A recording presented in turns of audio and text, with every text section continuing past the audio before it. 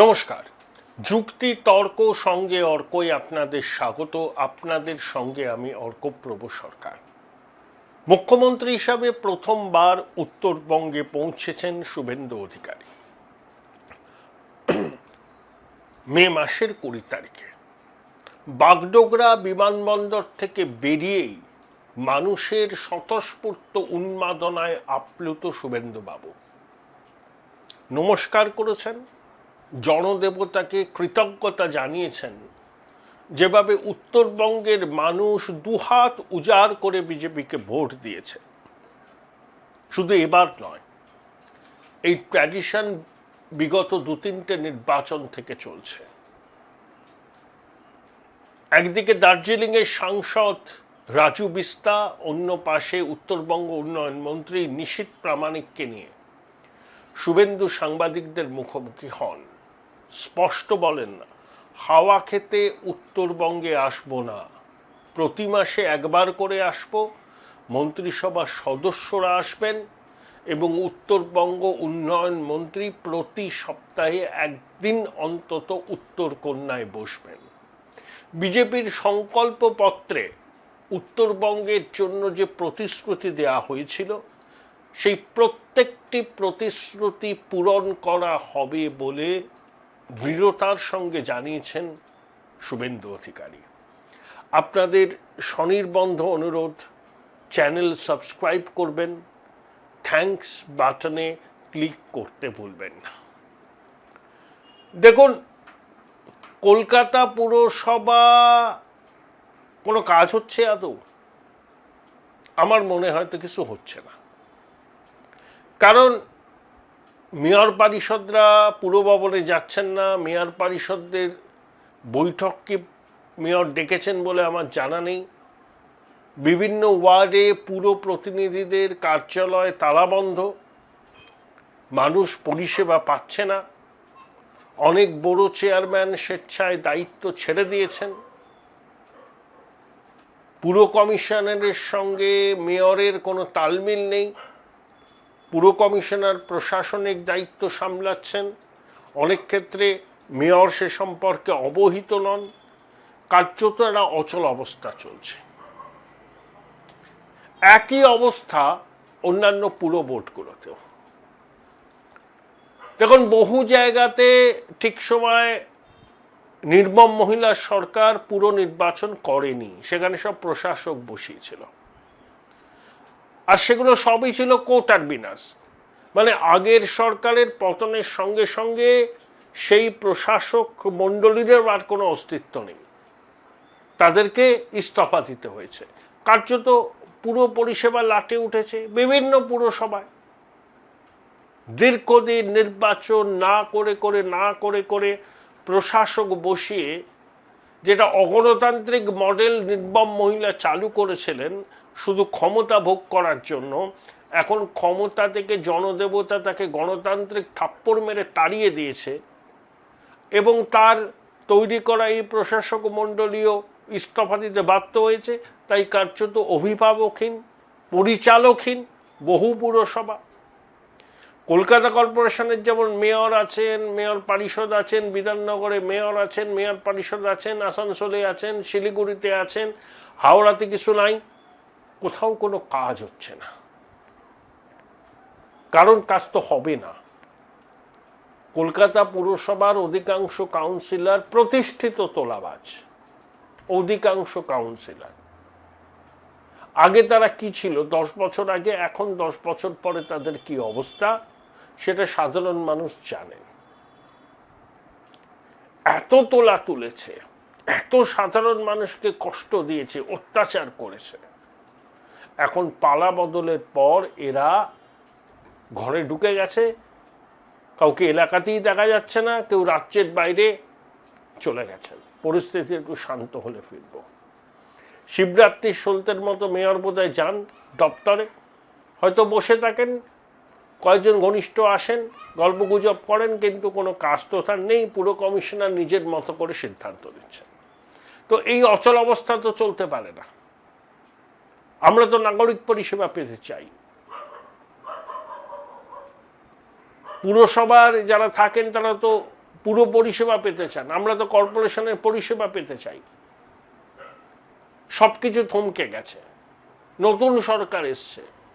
ধরুন কলকাতা কর্পোরেশন, বিধাননগর কর্পোরেশনের ভোট নির্ধারিত সময় হলে 2027 জানুয়ারি। হাওড়া পুরসভায় নির্বাচন হয়নি, অনেক পুরসভায় দীর্ঘদিন নির্বাচন ডিউ।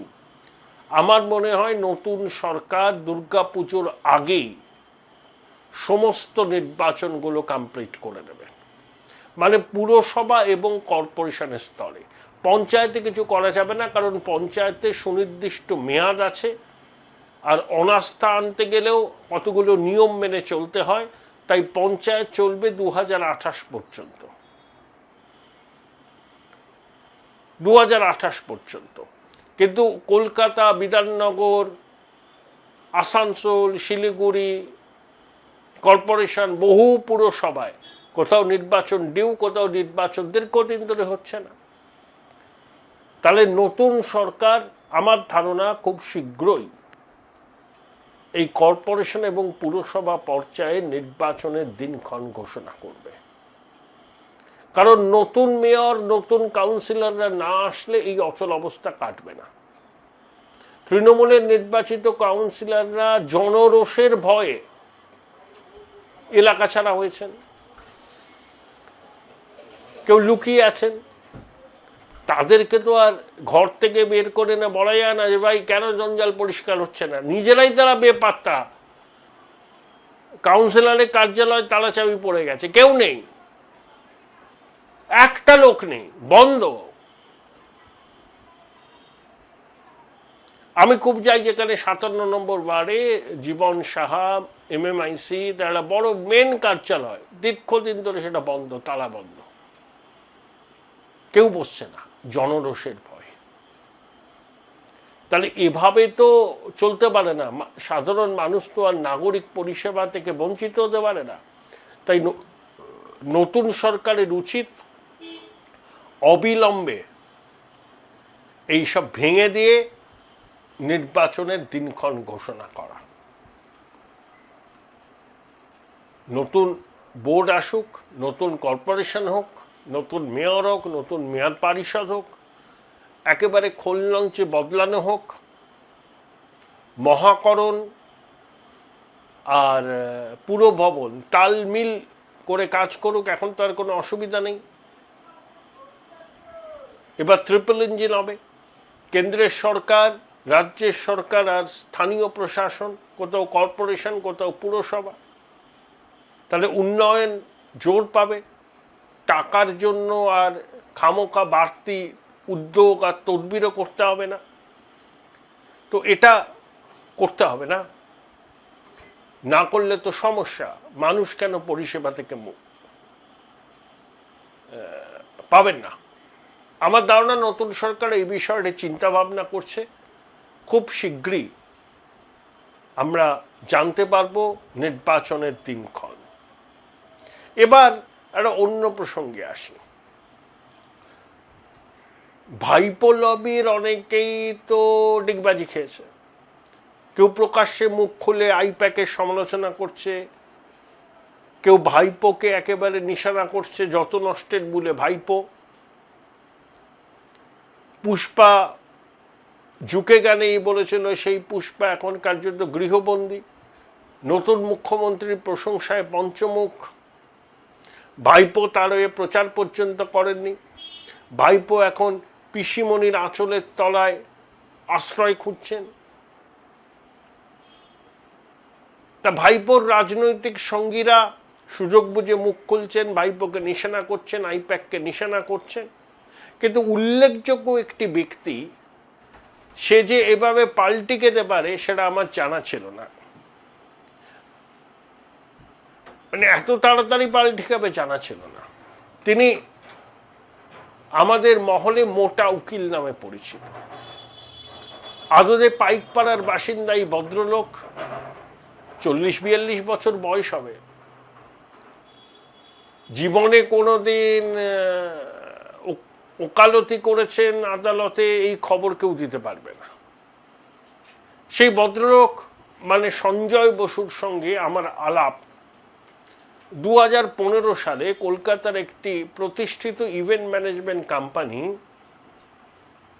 সাংবাদিকতার জন্য পুরস্কার দিত। সেই ইভেন্ট ম্যানেজমেন্ট কোম্পানির কর্ণধার আমার খুব ঘনিষ্ঠ বন্ধু। স্বভূমিতে তারাই অনুষ্ঠানটি করেছিল, আমি আমন্ত্রিত ছিলাম এমনি সাধারণভাবে। তা সেখানে আমার বন্ধু সঞ্জয়বাবুর সঙ্গে আমার পরিচয় করিয়ে দেন, কথাবার্তা হচ্ছিল। তা আমার বন্ধু বলল সঞ্জয় খোকাবাবুর ভীষণ ঘনিষ্ঠ। আমি তখন খুব স্বগতোক্তির ঢঙে সঞ্জয়বাবুকে জিজ্ঞাসা করেছিলাম, আচ্ছা অভিষেক তো বাচ্চা ছেলে, একটা এত কেন, অহংকার কেন? আর শুভেন্দু অধিকারীকে দেখুন তো, যে বয়োজ্যেষ্ঠ হলেই পায়ে হাত দিয়ে প্রণাম করে। আমার এই প্রশ্নটা শুনেই সঞ্জয় নিজেকে গুটিয়ে নিয়েছিল। Join Runux Institute of Hotel Management, New Town, offering guaranteed global placement in hotel, hospitality, aviation, hospital and culinary management. তখনই বুঝতে পেরেছিলাম সেটা 2015 সাল, অভিষেক সবে সাংসদ হয়েছেন, শুভেন্দু অধিকারীর প্রতি কতটা বিদ্বেষ, কত বড় শুভেন্দু ওর থেকে। নইলে কেউ বলতে পারে যা তোর বাপকে গিয়ে ডাক। শিশিরবাবু 87 বছর বয়স, অভিষেকের থেকে প্রায় 47 বছরের বড়। কি শিক্ষা দিয়েছে নির্মম মহিলার পরিবার! নইলে এত বয়স্ক একজন মানুষকে উদ্দেশ্য করে বলতে পারেন যা তোর বাপকে গিয়ে ডাক। এটাই কিন্তু নির্মম মহিলার পরিবারের সংস্কৃতি। সেই সংস্কৃতির ধারক ও বাহক হচ্ছে এই ফেরেববাজটা। তো যাই হোক, তামার মুখে শুভেন্দুবাবুর প্রশংসা শুনে সেই যে সঞ্জয় বোস নিজেকে গুটিয়ে নিয়েছেন, তারপর থেকে দু একবার দেখা হয়েছে, কথা হয়েছে, এক আধবার ফোনেও কথা হয়েছে, কখনো খোলামেলাভাবে কথা বলেনি। তারপরে যতদিন গেছে তার কীর্তিকলাপ সম্পর্কে আমরা সবাই জানি। তিনি কি করে বেড়াতেন ফেরেববাজের প্রশ্রয় সবাই জানে। বিরাট বড় ফিক্সার বলা হয় তাকে। আমি দেখলাম শপথ গ্রহণ অনুষ্ঠানে তার পরিবারের একজন আলো করে বসে আছেন। চক্ষু লজ্জার খাতিরে হয়তো মোটা উকিল যাননি, মোটা উকিলও পাল্টি খেয়েছেন। তা পাল্টি খেলে সুবিধা হবে না, কারণ মোটা উকিল কি করেন, তার অ্যাক্সেস কি, সবাই সবটুকু জানে, সবটাই এক্সপোজ। হিমাদ্রি কেমিক্যালসকে সামনে রেখে তিনি বকলমে এই সময় পত্রিকাটি চালান। যদিও তিনি মাইনরিটি স্টেক হোল্ডার, কিন্তু সবাই বলে এটা সঞ্জয় বাবুর কাগজ, মানে অভিষেকের নিয়ন্ত্রণাধীন কাগজ। সেই লোকও পাল্টি খাচ্ছে। হ্যাঁ, ভাবতে পারেন কত ফ্র্যাজাইল এদের রিলেশনশিপগুলো। সম্পর্কটা পুরো নগদ নারায়ণ কেন্দ্রিক। পিসিমণি মুখ্যমন্ত্রী ফেরেববাজ এয়ার অ্যাপারেন্ট, তাই এয়ার অ্যাপারেন্টের চারপাশে ঘুরঘুর করতো এরা, একটা বলয় তৈরি হয়েছিল। শোনা যায় খোকাবাবুকে আইনি পরামর্শ কারা দেবেন সেটাও ঠিক করতেন এই সঞ্জয় বসু। তার বাড়িতে যখন ইডি রেড হলো, কলকাতা পুলিশকে নামিয়ে দিয়েছিলেন দিদিমণি, পরে বলেছিলেন আমার অ্যাডভোকেটের বাড়িতে ওরা গেছে। তারপরে কিছুটা মনোমালিন্য হয়, তার নিরাপত্তা প্রত্যাহার করা হয়, আবার তাকে নিরাপত্তা দেওয়া হয়েছিল। বর্ণময় চরিত্র, কিন্তু ওকালতি করেছেন এই সুনাম কেউ তাকে দিতে পারবে না। কোনোদিন উকিলের পোশাক পরে আদালতে গেছেন, সওয়াল করেছেন, কেউ বলতে পারবে না। তবে সুপ্রিম কোর্টে যখন শুনানি হতো তখন দেখতাম উকিলের পোশাক পরে কখনো অভিষেক মানু সিংভি, কখনো কপিল সিব্বালের পিছনে চুপ করে দাঁড়িয়ে আছেন। আর অভিষেক কোথাও গেলে তার পিছনে বীর দর্পে হাঁটতেন, লোককে দেখাতেন দেখো আমি খোকাবাবুর কত ঘনিষ্ঠ। এই ঘনিষ্ঠতাকে পুঁজি করেই এরা অনেক কিছু করেছেন। এখন বুঝেছেন বিপদ, তাই ভল্ট খেয়েছেন। এই মোটা উকিলের ভল্ট খাওয়াটাও তাৎপর্যপূর্ণ বলবো না, আমি বলবো 200 মজা। কত ঠুনকো হয় এই সম্পর্কগুলো, এই ঘটনা তারই প্রমাণ।